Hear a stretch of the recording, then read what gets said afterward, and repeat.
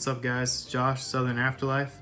A lot of people ask me, how do I use my iPhone to film my vlogs, film my videos, and today I'm going to show you. Pretty much every time I go out, I always keep this stuff in my backpack. First off, you need something to hold your phone. Now, this has 3 cold shoe mounts to where you can put your microphones, lights, all that stuff. It also has 1/4-20 connectors, 2 there, 1 on the edge, 1 on the bottom, and 1 on the other side, which allows you to mount a tripod. Next is a tripod. I love this little guy. Pretty much push a lever, you can adjust it any way you want to, and then when you let it go, it locks in pretty good. So I usually use this one because it also acts as a handle.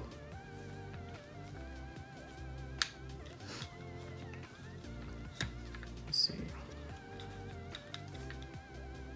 So you can hold it, you angle it different ways, you push it out so you can talk, and it's also a tripod. So you can set it up if you're doing tabletop vlogs. Next is a microphone. This is very important. This is a Rode Video Micro, and for the iPhone I have a little adapter for it, and it comes with a dead cat. Everything you see here, this is like anywhere from $50 to $70 depending on where you shop. I will post links in the description to all this stuff.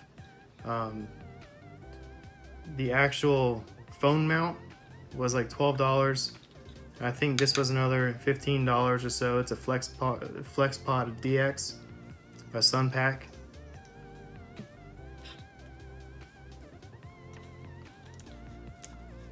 So I usually mount my microphone right there.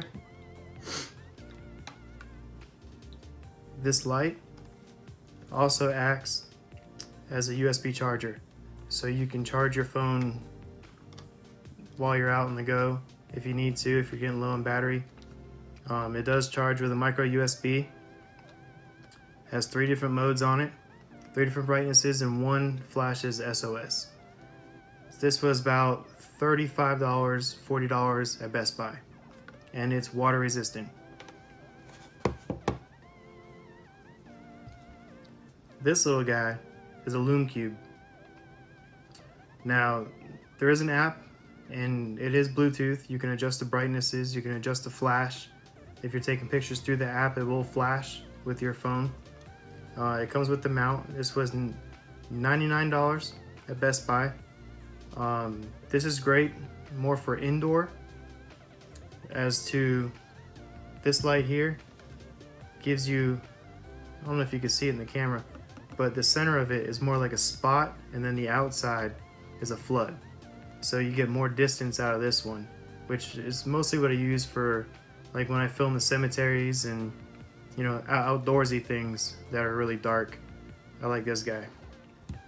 For indoors, this guy, it's more of a just a soft flood. You can also put this on a tripod, do backlighting, you can do all kinds of stuff with it and adjust it right from your phone. Next thing you're going to need is a way to get your video files onto your laptop for editing. Unless you're going to edit on your phone, then you don't need this. But this is an adapter for a card reader, and it takes a micro SD card as well as a regular SD card, and pretty much you have to transfer your video files to the SD card to get them on your laptop, because with an iPhone, every time you go to transfer while you're tethered to your computer, it's going to fail because it doesn't support 3.0, USB 3.0. It only supports 2.0 as far as iPhone goes. So it's going to your computer's going to try to kick it into 3.0 mode because you're transferring a large file. This is the easiest way to go. It's an extra step, but it cuts out the headaches. So That's my basic setup. Now as far as your camera settings go, okay, first off, to access your camera settings, go to settings, scroll down until you see the camera, click camera, then hit record video.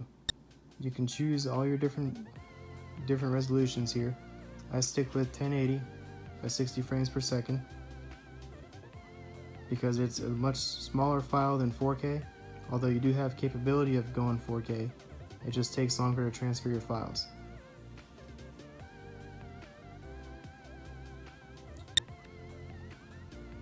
Next, you can go slow-mo. I keep it at 1080 at 240 frames per second. It gives you a pretty cool effect. It allows you to slow it down quite a bit.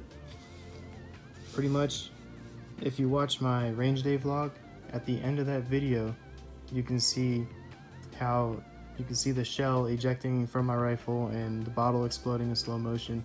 It has a pretty cool effect on your videos. Next, you can go to formats. I keep mine at high efficiency. It's the best setting I found. And once you have all that set, you're good to go. Now you guys know how to start vlogging with your iPhone. You can film in 4K. The easiest way to transfer your files is to film in 1080 at 60 frames a second. That's what I personally use. I started out doing 4K, but it takes way too long to transfer the files, and then you have to upload it to YouTube, and it takes forever, even with a good internet connection. So I stick with 1080 at 60 frames per second, and it's done well so far. But yeah, this is my setup. Thanks.